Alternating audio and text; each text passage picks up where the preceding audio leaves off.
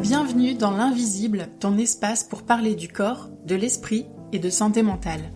Ici, on brise le silence sur des sujets tabous comme notre rapport au corps, l'anxiété, les troubles alimentaires, la peur ou encore l'estime de soi. Je te partage mon vécu, des témoignages authentiques mais aussi l'intervention d'experts spécialisés sur ces sujets. Ce podcast est un endroit sans injonction ni recette miracle, mais tu es ici en sécurité pour mieux comprendre ce que tu traverses ou ce que traverse un proche. Je souhaite t'apporter une meilleure connaissance de toi, de la bienveillance et de l'espoir. Je suis Déborah, bienvenue dans l'Invisible.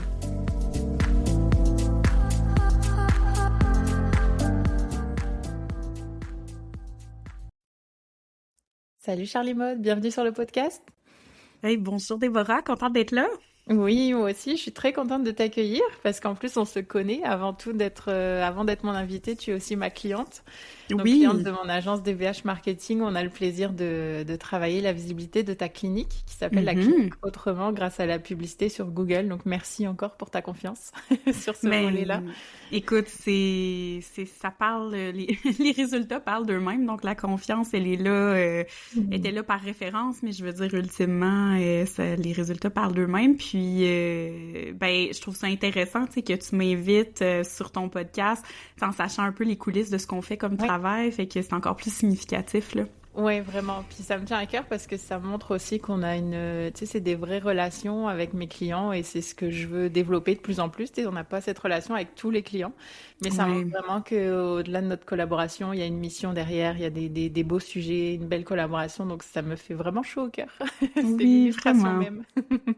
Absolument. Ouais, c'est ça. Ouais, exactement. Donc aujourd'hui, par contre, je te reçois pour aborder un sujet qui est la fameuse charge mentale. Donc, charge mentale, on entend beaucoup parler de ça. On utilise ce mot vraiment tu sais, dans plein de situations. C'est un mot parfois à la mode, mais en fait, ça peut être un sujet très complexe, mais aussi simple si on met les bons mots dessus. Donc, je pense que tu es la personne idéale pour parler de ça aujourd'hui. Donc, j'avais très, très hâte parce que j'ai des questions très précises pour toi. J'ai des amis aussi qui attendent cet épisode avec impatience. Je leur fais des bisous si elles se reconnaissent.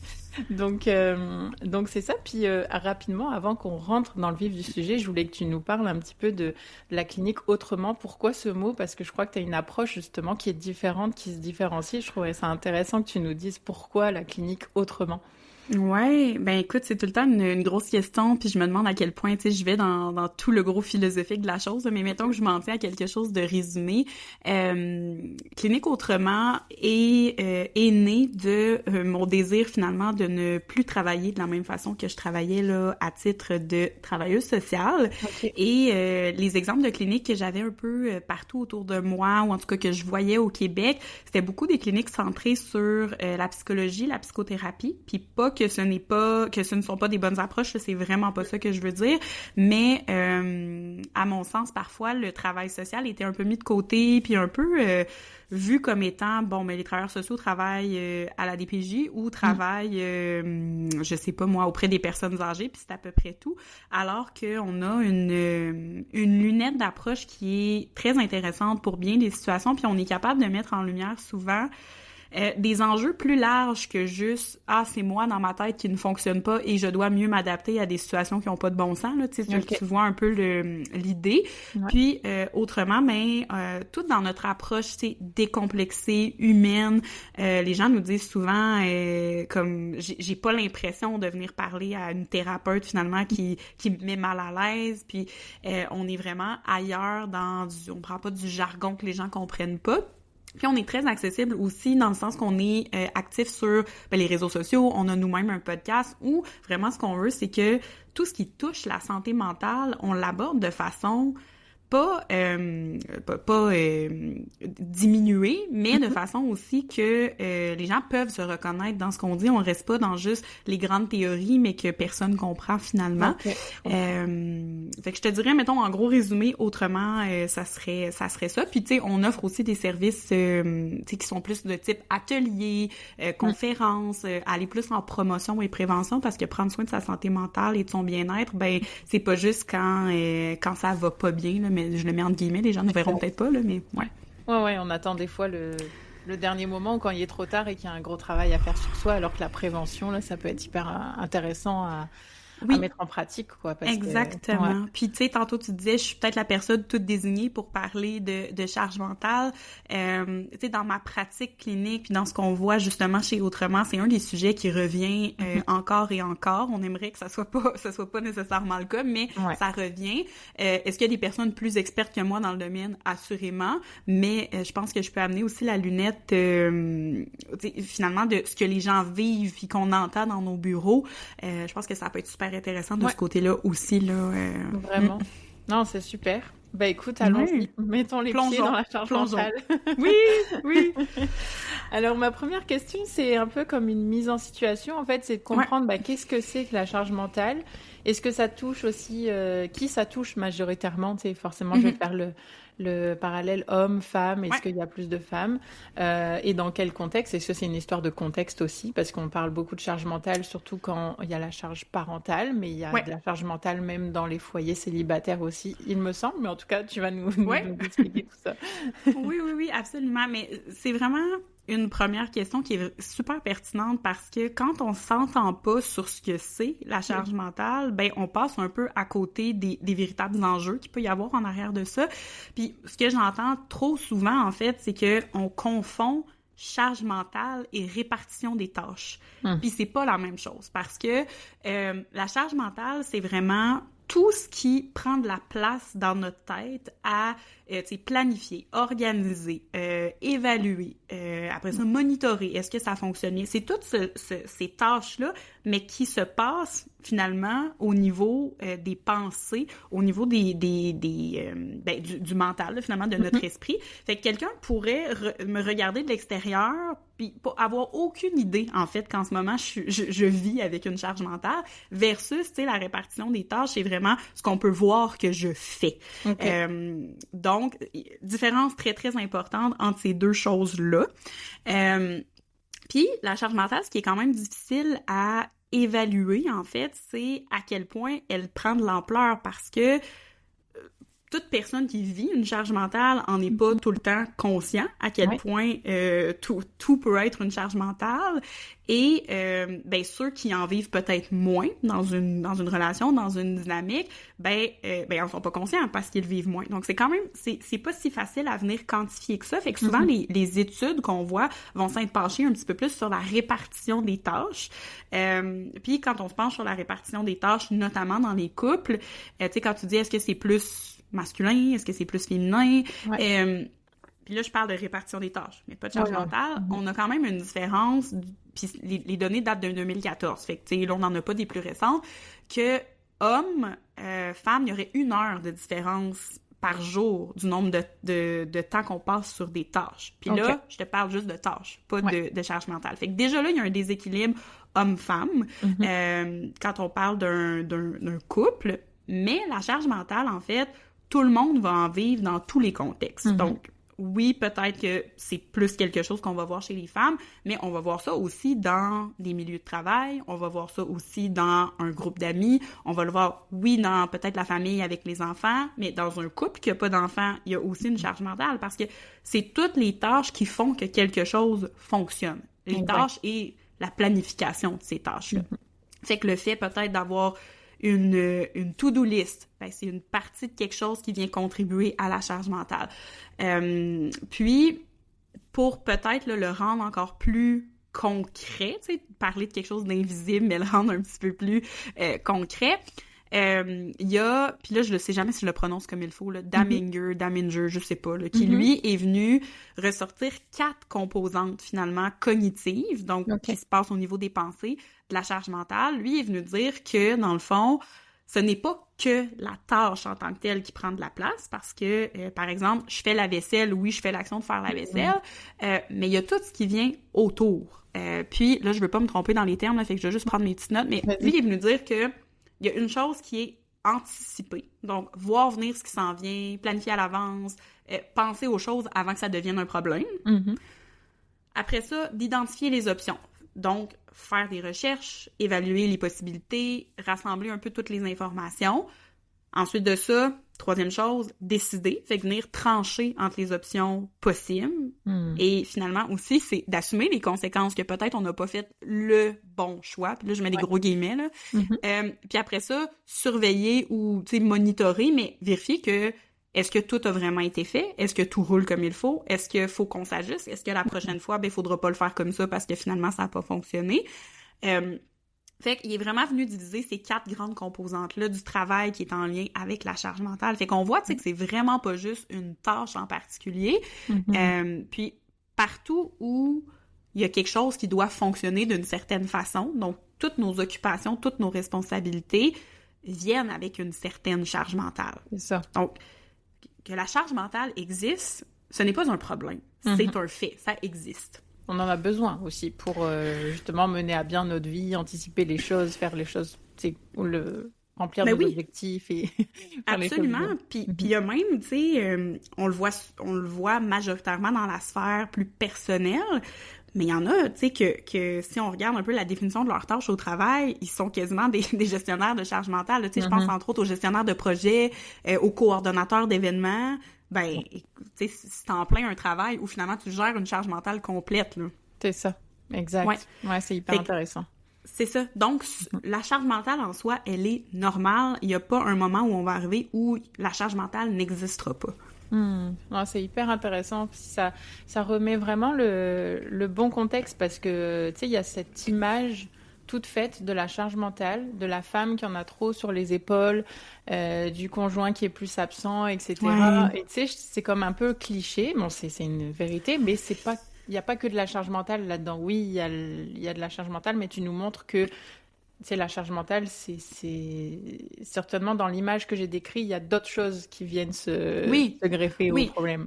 Puis en même temps, le fait qu'on ait cette image-là, c'est pas anodin parce que c'est vrai aussi que statistiquement, quand on regarde, il y a des inégalités de répartition de cette charge mentale-là dans les couples, puis que ce soit des couples avec enfants ou sans enfants. On voit par exemple que cette répartition-là, elle est moins... il y a moins un grand écart dans les couples homosexuels. Là. Les nouvelles recherches viennent nous montrer ça. Donc on voit quand même qu'il y a quelque chose de très genré là-dedans. Fait que c'est pas... Cette image-là, elle vient pas de nulle part non plus parce que c'est la réalité de bien des ménages, je pense qu'on pourrait le dire comme ça. Là. Exact. OK, hyper intéressant. Et justement, comment on peut faire pour savoir si ce qu'on vit, c'est vraiment de la charge mentale ou s'il y a d'autres mécanismes qui se cachent derrière, comme le perfectionnisme, le besoin de contrôle, la culpabilité. C'est ce contexte que je te partageais de la femme un peu surmenée.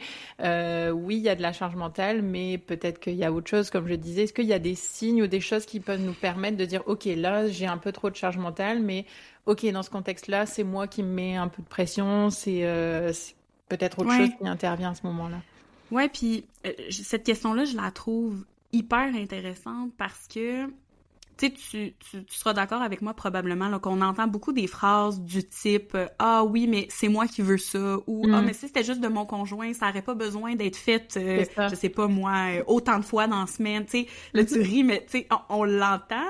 Puis d'un côté comme de l'autre, tu sais, de moi-même, je peux dire « Ah, mais c'est moi qui trouve que j'ai besoin que ça soit vraiment clean ». Ou on peut l'entendre de l'autre côté du conjoint qui dit ah mais là c'est parce que c'est ma blonde qui veut ça de même, moi j'aurais pas besoin. Tu sais, on l'entend d'un côté comme de l'autre. Alors que c'est pas vraiment le cœur, tu sais, de l'enjeu.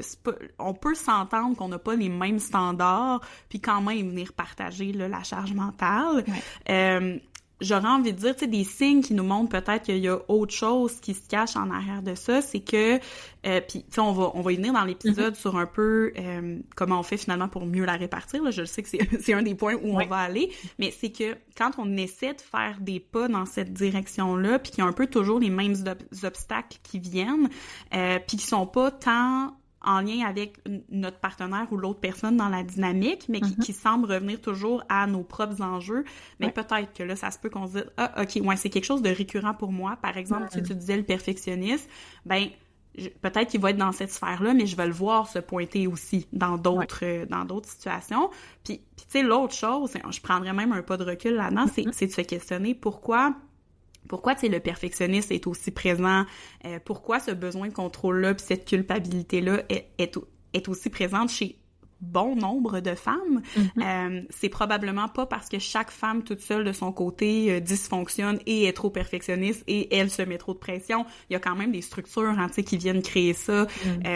Plein de choses, là, mais les systèmes qui sont en place actuellement poussent à la performance des femmes, de performer autant dans leur milieu de travail que dans leur vie personnelle, de travailler comme si elles n'avaient pas d'enfants, mais d'être présente pour leurs enfants comme si elles ne travaillaient pas.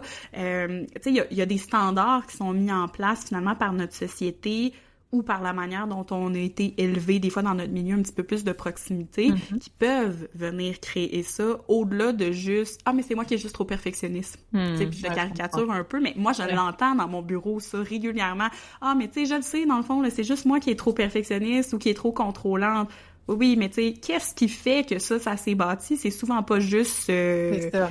Comme ça, là, par hasard. Exact, il y a tout un phénomène de cette société dans laquelle on vit qui fait qu'on est embarqué là-dedans. Puis ça m'amène une question aussi, j'imagine que plus on a de projets, en tout cas de sphères différentes dans sa vie, plus on est sujet à la charge mentale. Je prends l'exemple, tu vois, quelqu'un comme moi et d'autres qui sont entrepreneurs, qui ont une vie de famille, qui développent un podcast à côté. Ben oui, pourquoi pas, hein, tu sais. Tu sais, c'est comme, des fois je me dis, mais... Je me plains, mais tu sais, j'en rajoute toujours une couche, mais en même temps, je suis passionnée par ce que je fais. Donc, j'imagine qu'un profil qui développe des projets, tu sais, qui s'en rajoute, entre guillemets, bah forcément qu'il y a une charge mentale qui vient avec, j'imagine. Ben, tu sais, c'est sûr que plus on investit des sphères différentes dans notre vie, mais plus on ouvre des dossiers, hein, tu sais, en fait. Puis un peu l'image là, des onglets ouverts là, dans son ordinateur. Mais c'est sûr que, tu sais, si faisons un chiffron, là, mais j'ai 10 projets... ben nécessairement, il va y avoir des onglets ouverts dans ces 10 projets-là. Et puis, en soi, c'est pas nécessairement une mauvaise chose, dans le sens d'être multipassionné, d'avoir des choses qui nous animent. Ça c'est pas un problème. Mais c'est plus si cette charge-là, dans les endroits où elle pourrait être répartie en différentes personnes, ben retombe toujours sur les épaules de la même personne. Ben là, peut-être que c'est un petit peu plus problématique, mais oui, les gens, nécessairement, si t'as plus de choses dans ta vie, t'as une charge mentale qui est plus présente, parce que si tu veux mener à bien certains projets, ben oui, il y a d'anticiper les besoins, il y a de choisir, de décider, tu sais, puis là, on parle de ton podcast, ben décider... je vais prendre, je sais pas moi, quel micro pour enregistrer mon podcast. Bien entendu, quelqu'un qui se part pas ce genre de projet-là aura pas ce genre de décision-là à prendre, mais au même titre que peut-être tu te dirais... hey, je veux me faire un jardin cette année, ou tu sais, les projets peuvent être différents, puis c'est aussi que ça prend pas nécessairement le même temps, chaque tâche non plus. Fait que ça se peut que certaines personnes vues de l'extérieur, on se dit « Oh mon Dieu, ça a-tu pas de bon sens, ils doivent avoir une charge mentale épouvantable », mais ça se peut aussi qu'il y ait certaines choses qui demandent pas beaucoup de temps, même si ultimement on a plus de choses à notre horaire, là. Ouais, tout à fait, effectivement. Et comment la prochaine question, en fait, c'est justement quand on se sent submergé, tu sais, qu'on voit plus le bout, en fait, dans un quotidien très nourri, on va dire. Comment on fait quand on porte tout sur nos épaules et que notre partenaire qui pourrait partager une charge mentale avec nous est moins, tu sais, il a des contraintes extérieures, il est moins disponible, on est plus exposé à, par exemple, la gestion, là je prends l'exemple de la famille, tu sais, les enfants, il faut faire les repas, le bain, tu sais, la fameuse routine du soir, le tunnel du soir. Souvent, malheureusement, tu sais, la femme est plus exposée, sauf si c'est la femme qui a des obligations à l'extérieur. À ce moment-là, c'est l'homme. Mais comment réussir un peu à, comment je vais dire ça, désamorcer un peu cette charge mentale qui pourrait d'un seul coup prendre une place monumentale et on a l'impression tu sais, d'un peu d'étouffer. Puis je prends mon exemple parce que je pense que d'autres auditrices, auditeurs pourraient se reconnaître. C'est aussi d'anticiper. Tu sais, moi, mon défaut, par exemple, c'est de voir la routine du soir arriver. Je sais que je suis toute seule ce soir-là. Bah, tu sais, je vais me dire, OK, après c'est ça. Et en fait, je suis pas du tout dans le présent et j'ai l'impression que c'est une multitude de tâches qui ne fait que se succéder. Et là, on se dit, mais comment on va vivement que tout soit fini ce soir, les enfants sont couchés. Ben oui, c'est ça. Puis c'est comme si la vie devient un peu une espèce de liste de cases à cocher, là, de OK, j'ai fait telle tâche, bon là, j'ai sorti le pyjama, ensuite de ça, bon le bain, clac, clac, clac, clac, puis finalement on n'est pas là du tout. Puis bon, des fois quand c'est la crise, peut-être pas une mauvaise idée de pas être là à 100%. Voilà. Non mais je fais des blagues là. Mais comment on fait je dirais que la première des choses qui est importante à faire, peu importe, là, tu sais, que les deux partenaires soient là de manière égale en temps, ou tu sais, que temps partiel, temps plein, tu sais, au-delà de ça, c'est vraiment de faire un état de situation sur tout ce qui est nécessaire pour que notre foyer fonctionne. Puis, en préparant là, le podcast là, qu'on enregistre, là, je me suis replongée dans un livre que j'avais beaucoup aimé sur la charge mentale, qui s'appelle Si nous sommes égaux, je suis la fée des dents, de Amélie Châteauneuf, là, qui est travailleuse sociale. Puis dans son livre, elle propose même, là, je pense qu'il y a une dizaine de pages, mais c'est une espèce d'inventaire de tout ce qui existe comme tâches en tant que telles, mais aussi la charge mentale liée à toutes les tâches. Puis on vient un peu voir qui dans le foyer fait quoi, puis chiffrer combien de temps ça prend pour chacune de ces catégories-là. Puis tu sais, vous pourriez vous en faire une version maison, sauf que je trouve ça intéressant d'avoir un test déjà écrit parce qu'il y a peut-être des choses auxquelles on pense pas finalement qui prennent de la place. Fait que je trouve que c'est une étape intéressante de venir au moins juste déposer « voici ce qui est présent » parce que de un, ça l'enlève un peu l'impression de ben voyons pourquoi je me plains, il me semble que c'est pas si pire parce que des fois il y a ça, on essaye de se convaincre que ben là voyons c'est pas si pire. Puis ça vient permettre aux deux partenaires de vraiment avoir la même vision puis la même lecture finalement de à quoi ça ressemble, tu sais, tout ce que ça prend pour faire. Puis tu sais, combien ça prend de temps au partenaire qui en fait plus, finalement? Est-ce que, en plus de sa journée de travail, ben elle a toujours quasiment un 10 heures de tâches de rajouter ou pas? Fait qu'on parle un peu de la même chose, puis on peut partir d'une base commune pour voir comme, OK, voici ce qui se passe. Puis l'autre chose, c'est de voir, est-ce qu'il y a des choses là-dedans qui sont obligées d'être assumées par les deux partenaires. Parce que ça se peut aussi que on va déléguer quelque chose à l'externe ou on va peut-être s'apercevoir aussi qu'il y a une chose qu'on fait qui nous prend, je sais pas, moi, 5 heures à faire, puis qu'on l'analyse d'un bord comme de l'autre, ben c'est peut-être pas essentiel que ça prenne 5 heures, cette affaire-là. Donc, ça nous remet un peu d'en face qu'est-ce qui est en train de se passer pour de vrai. Puis à partir de là, on peut travailler sur quand même du concret. Puis je trouve que ça permet aussi d'enlever l'espèce de dynamique de « ben oui, mais moi aussi j'en fais quand je suis là ». Parce que oui, on n'est jamais en train de dire que l'autre partenaire fait rien, là. C'est rare que l'autre personne rien du tout, mais on peut travailler avec des faits objectifs plutôt que de travailler juste avec un feeling de « je pense que toi t'en fais plus, non mais oui, mais moi j'en fais, puis ci, puis ça ». Fait que ça, je pense que ça peut être une belle première étape. Puis, tu sais, quand je disais de déléguer à l'extérieur, ça peut prendre différentes formes, tu sais, puis ça dépend après ça de notre statut socio-économique, tu sais. Est-ce que des fois, c'est de dire, ben, on va aller à l'épicerie chercher des repas préparés? Est-ce que, dépendant de l'âge des enfants, ça va être de les faire participer aussi à certaines choses? Je comprends qu'à 2-3 ans, c'est pas la même chose qu'à des ados, mettons, mais c'est de voir comment ça peut peut-être aussi être envoyé à quelqu'un d'autre. Puis ça règle pas tout parce que, bien entendu, il faut quand même qu'il y ait quelqu'un qui pense à ben là, si on va chercher des repas préparés cette semaine, c'est qui va aller les chercher? Ah, les enfants, ils ont telle allergie, ils mangeront pas ça. Ou là, ils ont déjà mangé ça à la garderie, mais s'ils en mangent 2 fois aujourd'hui, arc, c'est sûr que ça passera pas. Tu sais, il y a quand même quelqu'un qui va avoir ce chapeau-là à porter, mais de voir à ce que ça soit pas toujours la même personne dans cette espèce de répartition-là des tâches. Puis, tu sais, s'il y a quelqu'un qui est moins présent en termes de temps, mais c'est de voir quel genre de tâches peuvent peut-être être quand même ajoutées. Tu sais, si c'est quelqu'un que, je sais pas, est moins là parce qu'il y a beaucoup de transport à faire, mais qui est pas nécessairement au travail, mais tu sais, je sais pas, il y a 1 heure de transport à faire pour se rendre, mais il y a des choses qui peuvent peut-être se gérer pendant ce transport-là, qui sont pas des tâches, tu sais, puis là, je mime quelque chose, mais concrète, mais anticiper des choses, peut-être faire des appels pour quelque chose qui peuvent se joindre. Fait que ça dépend, tu sais... ça dépend des configurations. Ma réponse prend plusieurs chemins, peut-être. Ouais. Non, je comprends, c'est vraiment pertinent. Et est-ce que, justement, est-ce qu'il y a des charges mentales qui sont pires que d'autres, entre guillemets? Tu sais, par exemple, souvent, on attribue de la charge mentale liée, tu sais, aux enfants, à les boîtes à lunch, la planification des repas. À l'inverse, il y a de la charge mentale parfois pour gérer le budget familial, tu sais, tout l'aspect à rappeler l'assurance pour renouveler le contrat, ce genre de choses, réparer, changer les pneus de la voiture pour l'hiver, etc. Tu sais, est-ce qu'il y a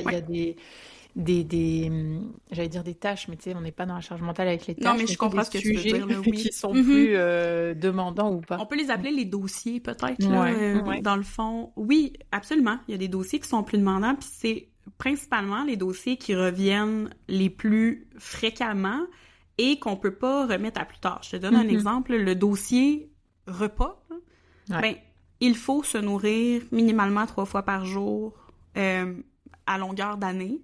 Et ça implique plusieurs choses autour. Versus appeler pour faire changer les pneus, mettre les pneus dans la voiture, les faire changer et revenir, qui reviennent 2 fois par année.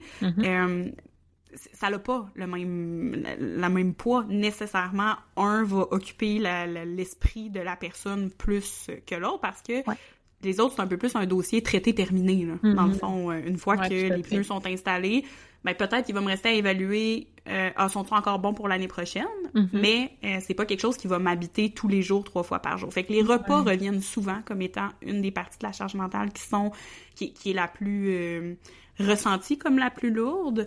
Puis l'autre chose que je dirais, c'est que une charge mentale vécue comme lourde, c'est souvent une charge mentale qui n'est pas reconnue par l'autre. OK. Ouais.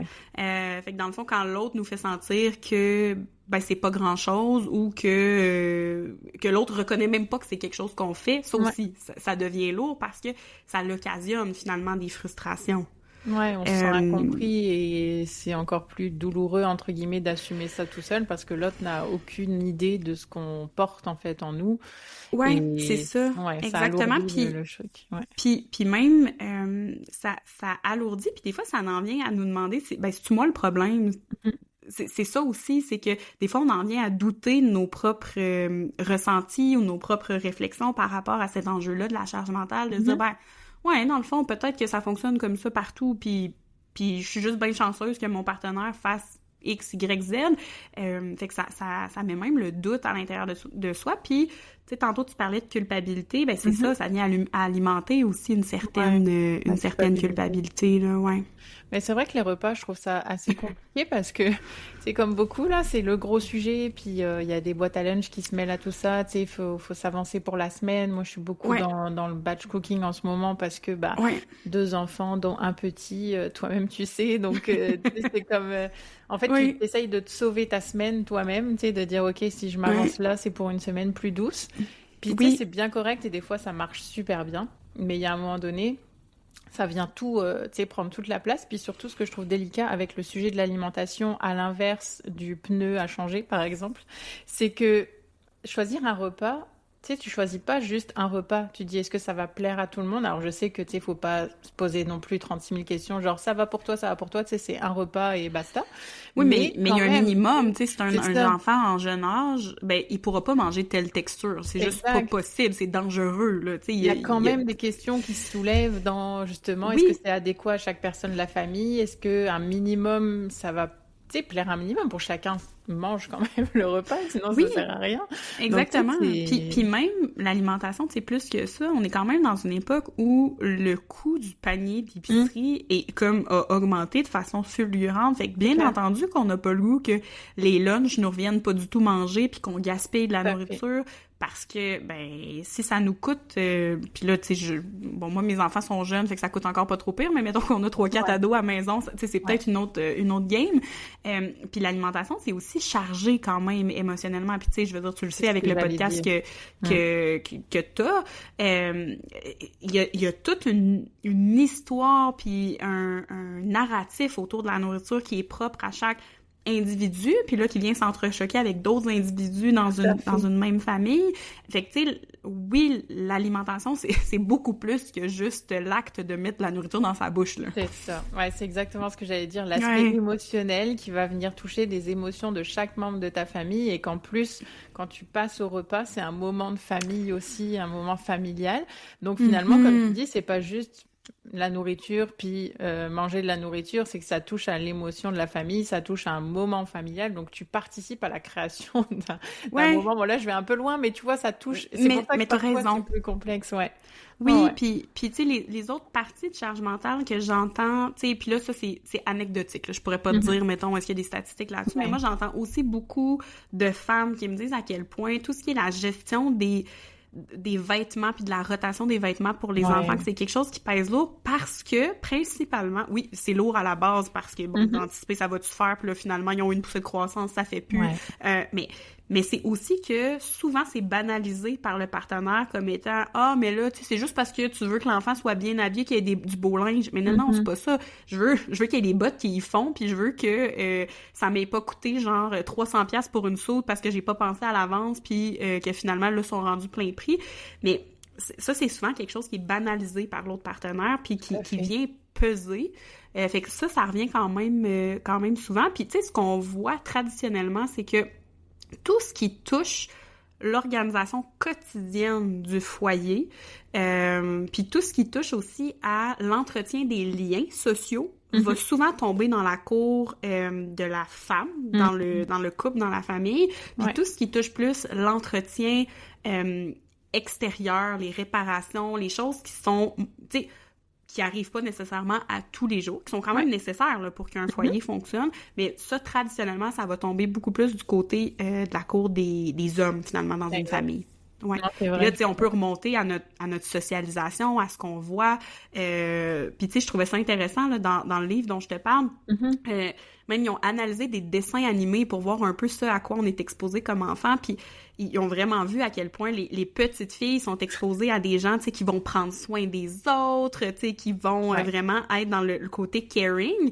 Fait que, bien entendu que c'est ça qu'on continue de porter à l'intérieur de nous, puis qu'on remet dans nos dynamiques relationnelles. Puis là, tu sais, on parle d'une famille, mais même dans les... qui va organiser les fêtes au bureau, là, pour dire, OK, c'est la fête à tel, on y achète un gâteau. Mais principalement, ce sont des femmes dans les comités sociaux. Non, c'est marrant que l'exemple que tu prends, c'est des dessins animés, parce qu'il y a pas longtemps, j'ai vu quelque chose, un extrait, c'était un réel sur Instagram qui justement montrait à quel point on était conditionnés. C'était Petit ours brun, puis le papa, le bébé Petit ours disait à son papa, j'ai perdu mon doudou. Je sais plus quoi, il avait perdu quelque chose. Et il dit, ah bah on va aller voir maman pour voir où est-ce que ça peut être. Mais non, cherche toi-même.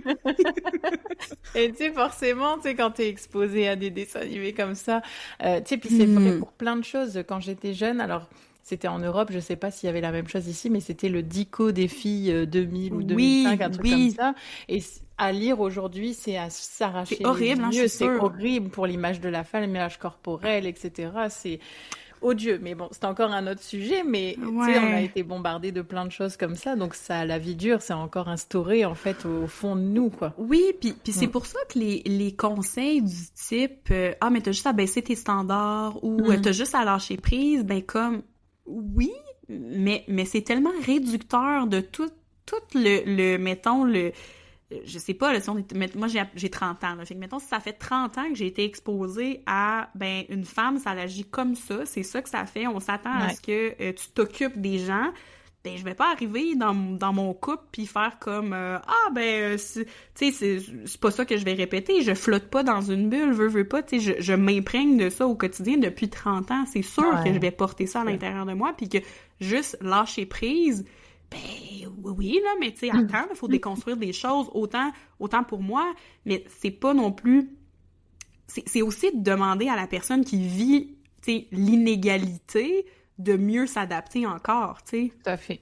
Ouais, tout à fait. Non, c'est sûr.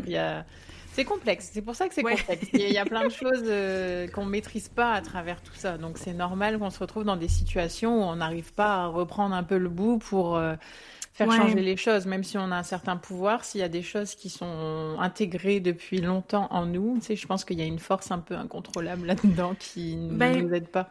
Oui, mais c'est pas, tu sais, c'est pas non plus une fatalité, dans le sens que si, tu sais, on part du principe que si on est en relation avec quelqu'un, c'est une personne qu'on aime, tu sais, profondément, puis l'autre personne nous aime profondément, puis parfois, ben, ouvrir le dialogue de façon pas moi contre toi, mais toi et moi contre le problème, tu sais, va nous permettre parfois d'ouvrir des portes à des choses. Tu sais, il y a pas personne qui se dit, moi, je veux oppresser mon conjoint ou ma conjointe en profitant du fait qu'elle travaille de façon non rémunérée dans notre famille. Tu sais, il y a pas personne qui consciemment se dit ça, mais un coup qu'on a un peu les choses noir sur blanc, tu sais, je te parlais tantôt de faire un inventaire, puis qu'on voit peut-être que ben, une personne, dans sa semaine, occupe 40 heures de son temps à anticiper, planifier, monitorer, alors que moi, ben, j'étais à, je sais pas, 10 heures, puis on travaille le même nombre d'heures à l'extérieur du foyer, ben, clairement, là, qu'il y a un déséquilibre. On peut plus se mettre la tête dans le sable puis faire comme l'autruche.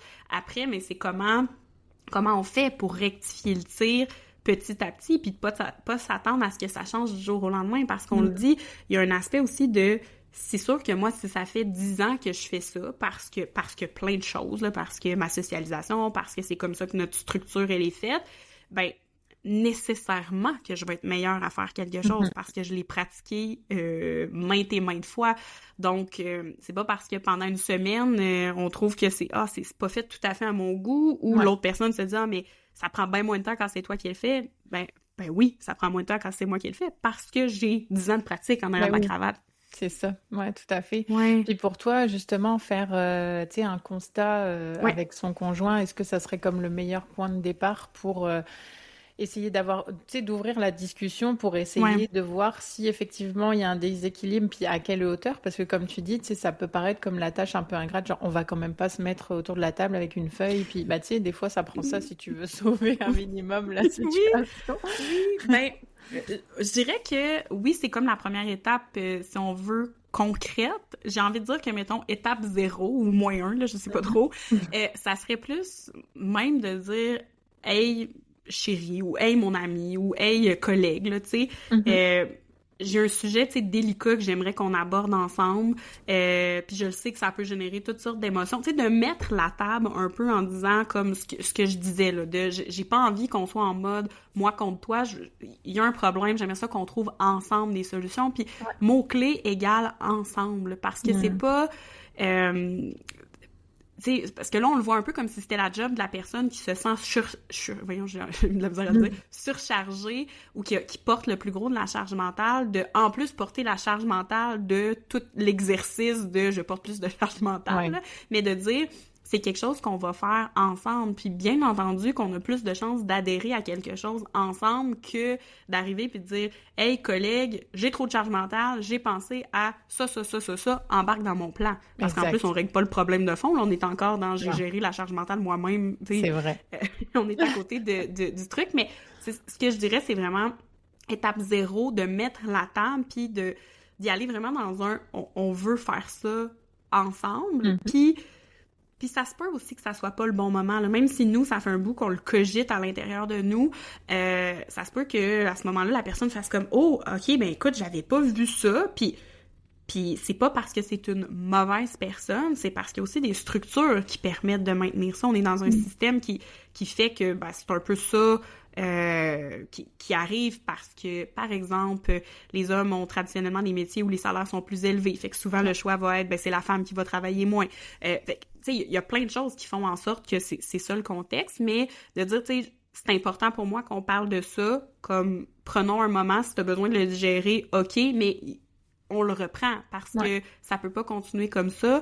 Puis d'être clair aussi sur ce que ça a comme impact sur nous. Tu sais, je suis surchargée, je me sens épuisée, j'ai plus de plaisir, on dirait que je suis tout le temps à pic parce que ben j'ai pas d'espace, tu sais, moindrement qu'il y a quelque chose qui se passe pas comme je veux, on dirait que je vais sauter. Tu sais, de vraiment être clair, puis c'est vrai, hein, tu sais, que quelqu'un qui est surchargé a un quotidien, un peu comme tu montrais, que tu nommais tantôt, là, tu sais, une tâche après l'autre, puis là, j'anticipe l'heure du bain parce que ça va-tu être horrible, ça va-tu être correct? Fait que finalement, on n'est pas là. Donc, rire, avoir du plaisir, avoir des moments de légèreté, d'intimité avec un partenaire ou un ami, mais ça arrive pas. Non. Non, exact. Il y a cette lourdeur, en fait, sur nous, puis on a plus cette spontanéité, puis l'espace pour avoir la légèreté. Tu sais, qu'on nous demanderait des fois, genre, lâche prise, détends-toi, mais... Oui, je veux bien, j'aimerais, tu sais, je peux dire que j'aimerais, c'est pas parce que je veux être toujours en contrôle que c'est ça, c'est parce que je sens que j'ai pas le choix de le faire parce que sinon, on y arrivera pas, puis... Tu sais, des fois, on a eu des preuves de ça. Ça se peut aussi qu'il y a eu des moments où il y a des tâches, où il y a eu des bouts de la charge mentale qui, en théorie, auraient dû être pris par l'autre personne parce que c'est ce qui avait été entendu puis que ça n'a pas été fait. Puis des fois, ça a des gros impacts, là. Tu sais, dans son livre, là, Amélie Châteauneuf, elle expliquait que c'était son conjoint qui était censé remplir le formulaire pour le dépôt direct pour les allocations familiales. Puis, il l'a pas fait. Puis, elle s'en est aperçue après vraiment un certain temps. Elle a appelé à Revenu Québec, on dit oui, mais ça n'a juste pas été fait. Puis si vous ne nous appeliez pas avant dans 2 semaines, vu que on n'aurait pas pu reculer plus, donc vous les auriez perdus pour cette année. Fait que ça a un impact, là. C'est pas juste de dire j'avais plus de shampoing, je vais aller m'en acheter le prochain coup, là. Exactement. Il y a des impacts vraiment plus importants pour certaines tâches, là. Exactement. Puis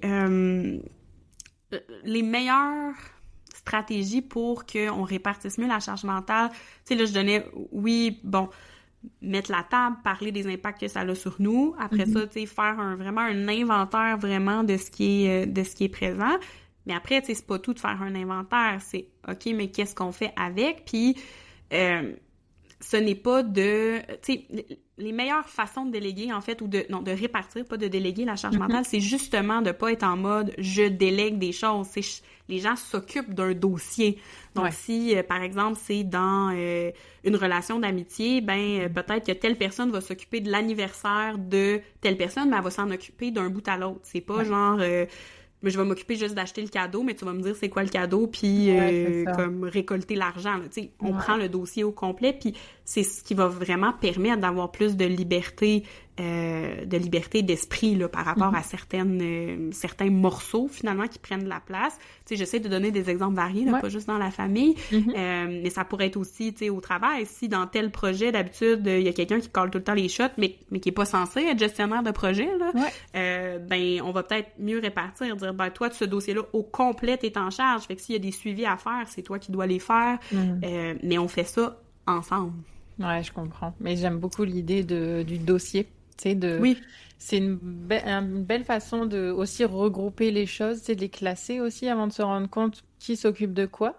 C'est un bon premier départ. Puis comme tu dis, tu prends le dossier, tu t'en occupes complètement. C'est pas j'ai commencé le début de ce dossier-là, puis je te laisserai terminer sans te le dire. Je m'attends à ce que tu finisses le. C'est ça. Puis ça peut arriver parce que la vie va se passer. Tu sais, je veux dire, si je sais pas moi, je tombe malade, j'ai une grosse grippe, puis je suis censée m'occuper de ça. C'est pas de dire arrange-toi, c'était ton dossier. On est quand même, tu sais, des partenaires. Là, on s'entend qu'on aime être avec l'autre, donc on veut quand même son bien, mais de façon générale, par contre, tu sais, on prend un dossier à la fois, c'est vraiment là où on va être capable de retrouver une certaine paix d'esprit. C'est ça. Puis tu sais, des fois, c'est un tout autre enjeu, hein, parce que des fois, il arrive des moments où on fait toutes ces choses-là, là, tu sais, on met la table, on parle des émotions qu'on a, on parle des impacts que ça a sur nous, puis l'autre personne demeure non réceptive ou est un peu en mode, c'est ça, tu sais. Puis c'est pas évident là à ce moment-là parce qu'on se dit OK, mais là j'ai tout fait dans mes moyens pour que tu sais ça se passe bien, puis finalement l'autre personne n'est pas réceptive. Tu sais, à ce moment-là, oui, des fois l'inventaire peut être aidant s'il y a un minimum d'ouverture, mais s'il y en a pas du tout, tu sais, puis là ça va avoir l'air super extrême ce que je dis, mais des fois il va y avoir une certaine grève qui est possible de faire de certaines choses. Puis je suis pas en train de dire on va faire la grève de je ferai plus les repas pour les enfants, là, parce que ça a quand même un impact, mais tu sais, ça se peut qu'éventuellement, ben, je ne fasse plus le courriel de suivi pour savoir est-ce que telle affaire, ça allait avancer, parce que de toute façon, ce bout-là, si à la fin, c'est pas fait, c'est toi qui vas avoir une tape ses doigts comme collègue. Ça se peut que, non, je n'ai plus acheté tes médicaments à la pharmacie, tu sais, tu te rendras bien compte que t'en as plus, puis que, ben, il va falloir que je perde 15 minutes de ma journée pour y aller. Fait que des choses qui sont pas dangereuses pour personne là, dans le couple ou dans la dynamique, mais qui font en sorte finalement que la personne ressent un malaise, parce que pour changer, il y a comme deux choses. Là. C'est soit on a un peu une tirée de l'espoir ou on a la poussée du malaise. Fait que si on n'a pas ni un ni l'autre, ben pourquoi je changerais? C'est sûr que il y a quelqu'un qui bénéficie à quelque part de cette dynamique-là. Là. Tout à fait. Ouais, puis il y en a pour qui c'est pas suffisant juste de faire comme « Hey, c'est vrai, j'avais pas réalisé ça. Fait que des fois, on est obligé d'y aller avec une manière un peu plus... un peu plus drastique, tu sais, qui a l'air donc bien intense de dire « Je vais faire la grève », mais en même temps, des fois, c'est comme ça qu'on réalise, OK, l'autre personne fait tout ça. Le moment où je ferai plus les lunchs de mon partenaire, ben peut-être qu'il va se dire... dans le fond, soit ça me coûte cher d'aller au restaurant ou j'aimais bien ça manger mes plats préparés. Là. C'est juste mettre sous le nez, sous les yeux de l'autre, c'est pas acquis et puis que c'est une méthode qui est plus, comme tu dis, directe, mais qui est très efficace pour se rendre compte de certaines choses parfois. Après, j'imagine, faut pas que ça devienne malsain pour le couple, mais je pense que ça fait pas de mal pour certaines petites choses comme ça, pour vraiment qu'il y ait un électrochoc là. Oui, puis si finalement ça perdure ou comme que ça crée une escalade, ben c'est de vous demander, tu sais, vous en êtes où aussi dans votre relation, tu sais, des fois il y a des gens là, qui vont en thérapie de couple, qui vont en consultation parce que ils arrivent pas à eux deux, puis ça se peut très bien là, c'est quand même des enjeux très... Tu sais, des fois, il y a beaucoup de choses en dessous de ça. Là. Il peut y avoir des traumas, il peut y avoir des anciennes relations qui ont été... qui ont vraiment pas été évidentes. Tu sais, il y a bien des choses, puis des fois, mais ça se peut que ça prenne un certain bout accompagné par une professionnelle. Puis ça se peut aussi que le résultat soit comme... Ouais, mais finalement, c'était pas la personne que je pensais qu'elle était. Puis ça arrive des fois qu'il y a des gens qui vont se séparer, puis que finalement... Même en étant solo-parental, monoparental, je sais pas trop comme ce serait quoi le meilleur terme dans ce cas-là, mais que finalement on ressent moins les effets de cette charge-là parce que techniquement on la même charge ou les mêmes tâches, mais qu'au final ont pas tout le poids émotif de la frustration, de ben je te l'ai dit puis il y a rien qui change, de se faire dire non mais là t'as juste à lâcher prise, c'est pas tant pire, si tu voulais pas faire la balayeuse à tous les jours aussi, ça serait pas, tu te sentirais pas de même, fait que tout ça prend aussi beaucoup de place là. Ouais c'est vrai, et alors c'est pas tout à fait la même chose, mais c'est une petite anecdote aussi parfois avec des amis, tu sais, on se dit mon chum était parti hier. Finalement, c'était plus simple. C'est comme si ça enlevait une personne à s'occuper ou en tout cas à essayer de satisfaire. Tu sais, c'est comme si parfois ça simplifie la routine. C'est pas tout le temps le cas, mais tu sais, des fois, c'est ce qui se passe. Et moi, je prends ça en rigolant, mais c'est vrai que parfois, ça simplifie. Ben des fois, tu sais, des fois, c'est une partie de charge mentale. Des fois aussi, il y a juste une partie de, ben, les enfants testent moins, dépendant c'est quel parent. Bon, ça dépend, ça peut être plein de choses, là. Mais oui, il y a certains, tu sais, moi, j'ai certaines clientes qui me disent j'ai l'impression d'être maman de mes enfants mais maman de mon conjoint aussi là, tu sais, fait que comme c'est fréquent là que ça c'est dans les dynamiques, fait que il y a quelque chose à venir changer qui peut être aidant là, avec les trucs que j'ai donnés, mais des fois mais il y a quelque chose de plus profond qu'il faut aller explorer en thérapie là. Ce que je comprends, c'est qu'il y a beaucoup de communication puis d'être aligné sur le faire ensemble. Là, si les deux n'ont pas la volonté d'essayer de trouver ce qui conviendra le mieux à tous et qui apaise, qu'il n'y en ait pas un qui souffre, entre guillemets, c'est déjà les deux choses là, essentielles, je pense. Puis je dirais peut-être la chose que je rajouterais, c'est quand, peut-être dans notre dynamique, il y a beaucoup de, comment dire, de batailles ou de conflits par rapport aux standards, là, parce que, tu sais, des fois, c'est, mais moi, c'est pas ce standard-là que je voudrais, faudrait que les serviettes soient pliées de telle façon, ou faudrait que ça soit fait à telle fréquence, ben, c'est peut-être qu'avec l'inventaire qu'on fait de, tu sais, qui fait quoi, puis là, avec notre nouvelle répartition de nos dossiers, ben c'est de voir c'est quoi le minimum acceptable. Qui peut être différent pour chaque dynamique, dans le sens que, tu sais, peut-être que pour une famille, passer la balayeuse une fois semaine, ben, il n'y a pas de problème, mais si on a un enfant asthmatique, ben, peut-être que ça va être 2 fois semaine. Puis c'est pas juste une question de moi, j'aime ça propre ou j'aime pas ça propre, mais des fois, il y a des choses externes qui font que, tu sais, que t'as pas le choix. Si, par exemple, un des 2 membres de la famille a une allergie sévère à quelque chose, ben peut-être que ça va être cette personne-là qui va s'occuper de faire l'épicerie, ou, tu sais, mais de voir, tu sais, qu'est-ce qui fait du sens dans notre dynamique à nous, mais de s'entendre sur un minimum. Puis ça se peut que le minimum soit inconfortable pour une des 2 personnes qui aurait peut-être un standard plus élevé, mais que si le dossier est assumé par cette autre personne, ben là, c'est là où il y a un peu de lâcher prise. Exact. On lâche pas prise sur le fait de j'alimenterai plus jamais mes enfants, mais on lâche prise sur peut-être des fois ben peut-être que ça sera pas bio à chaque repas vu que c'est pas moi qui gère le dossier, mais ça c'est possible. Ouais, c'est ça. Ok, parfait. Comme tu sais le bazar qui peut traîner dans la maison, c'est souvent ça rajoute du bruit, certaines personnes le supportent moins, mais il faut se mettre d'accord, j'imagine, c'est aussi sur des choses comme ça, comme c'est quoi le minimum. Oui, puis il n'y a pas de bonne réponse, tu sais, pour certains, le minimum sera, on ramasse une fois par jour je sais pas moi, toutes les, parce que là, je regarde devant moi, mais tous les jouets qui traînent à terre, ils traînent pas, je les ai ramassés ce matin, mais ce que je veux dire, c'est que, tu sais, si moi, j'ai une espèce d'hypersensibilité puis que tout ce que je vois va m'agresser, mais ça se peut que notre standard dans notre famille soit un petit peu plus élevé qu'une autre famille, que ça, c'est pas un enjeu puis il y en a pas de problème. Mais après ça, tu sais, c'est une connaissance de soi-même puis de pas avoir à se dire, ben, OK, ça, c'est ce qui paraît bien, ou ça, c'est plus de qu'est-ce qui fait du sens avec nos besoins à nous. Puis nos vrais besoins, pas nos besoins de que la maison soit plus belle que le voisin, mettons. Ouais, non, c'est sûr. Ou que ça ressemble à Instagram, qui est comme pas vrai de toute façon, là. Non, c'est clair. Parfait. Non, c'est hyper intéressant. Je pense que, tu sais, ma prochaine question, c'était comment on fait si rien ne change et tout réellement dans le quotidien. Mais je pense qu'on en a, on a répondu. Ça peut aller jusqu'à la thérapie parfois si vraiment les 2 personnes n'arrivent pas à communiquer puis aller ensemble vers cette direction-là, je pense. Donc, puis, tu sais, c'est ça, la grève peut être une bonne idée dans certains cas. Tu sais, puis peut être avec les collègues aussi, là, pas juste dans une famille ou dans un couple, mais des fois, on n'a pas le choix d'en arriver à la personne doit vivre des conséquences de ce qui est en train de moi, me faire vivre des conséquences, finalement, là.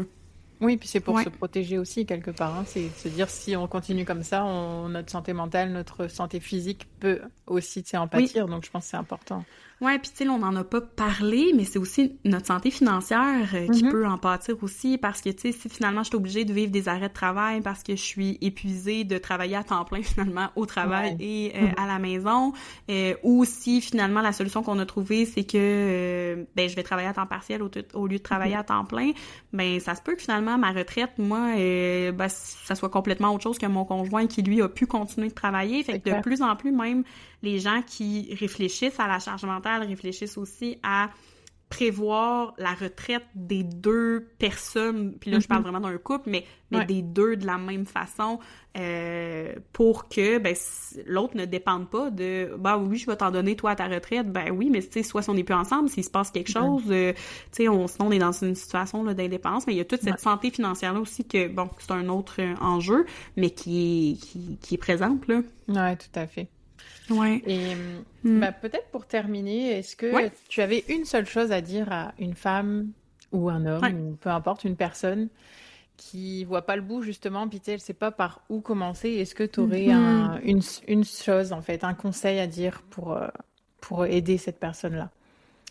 Ouais, venez consulter chez Autrement. Non, c'est pas vrai. Mais ça peut aider.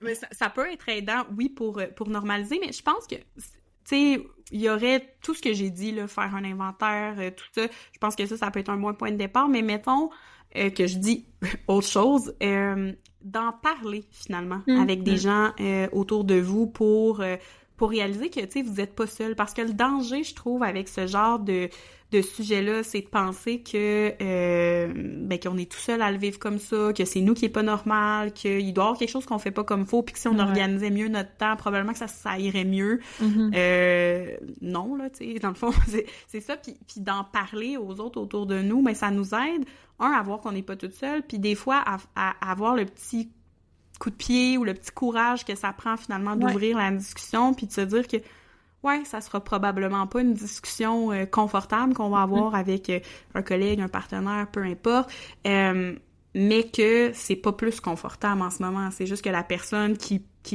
prend la balle, si on veut, ben c'est toujours la même. C'est ça. Ouais, ça peut donner effectivement un petit coup de pouce de dire, bon, je vais provoquer une discussion ou en tout cas faire ce temps d'arrêt pour se poser parce que, comme tu dis, tu sais, on peut être complètement submergé et puis si on n'en parle pas, ben en fait, c'est plus confortable à ce moment-là de comme continuer, on est en pilote automatique.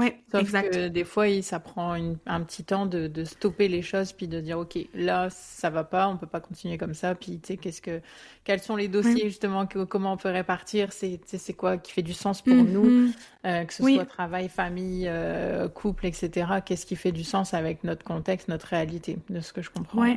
Ouais, puis en tout cas, si vous voulez aussi aller lire le livre d'Amélie Châteauneuf, Si nous sommes tous égaux, si nous sommes égaux, je suis la fée des dents, là, je l'ai à côté de moi. Je pense que ça peut être une belle lecture aussi, puis ça se lit bien, là. C'est quand je l'ai relu, ça m'a pris 2 heures totales de le relire. Fait que c'est pas trop intense. Puis ce livre-là, je trouve qu'aussi parle bien d'à quel point tu sais, la solution n'est pas de lâcher prise, ne pas de se dire « Ah, mais c'est juste moi qui est trop perfectionniste, qu'on a peut-être un peu trop tendance à faire, individualiser finalement des problèmes qui sont plus larges. » Ça fait du bien aussi de lire ça, puis de se dire que, OK, c'est pas juste moi qui est pas capable de mettre mes limites, là. Non, c'est ça. Ça montre que c'est un vrai sujet. Tu sais, s'il y a des personnes qui ont écrit des livres à ce sujet, c'est que c'est pas... Tu sais, c'est pas juste dans notre monde, là, dans notre bulle, dans notre quotidien, c'est que c'est un sujet réel, puis on peut justement s'informer, puis voir un peu quelle est notre place dans tout ça, quel est le degré de la situation, là, ça... Hyper intéressant. Je mettrai les ressources en lien de description. Je mettrai aussi le lien vers ta clinique autrement, clinique psychosociale en ligne et en présentiel. Hein, tu fais vraiment les deux.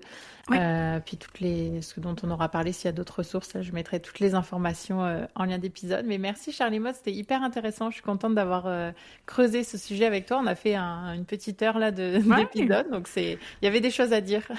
Absolument, mais ça me fait plaisir. Puis, tu sais, n'hésitez pas, les gens qui nous écoutent, si jamais vous avez envie aussi d'ouvrir la discussion sans que ça soit formel avec une professionnelle. On est quand même aussi actifs sur les réseaux sociaux, là, donc si jamais l'épisode résonne, venez nous le dire, ça va tout le temps nous faire plaisir. Ça, c'est très bien. La proximité, c'est pas... c'est vraiment ton critère différenciant, là, comme tu le disais. Je trouve ça vraiment super. Génial. Et un gros merci à toi. À très bientôt. Bye bye. Au revoir. J'espère que l'écoute de cet épisode vous aura aidé à comprendre une part de vous invisible sur laquelle il est difficile de mettre des mots. Si vous aimez mon podcast, sachez que j'explore les sujets abordés plus en détail dans mon infolettre et le lien est en description de cet épisode. Je vous remercie infiniment pour votre écoute. Je vous dis à bientôt avec amour et bienveillance.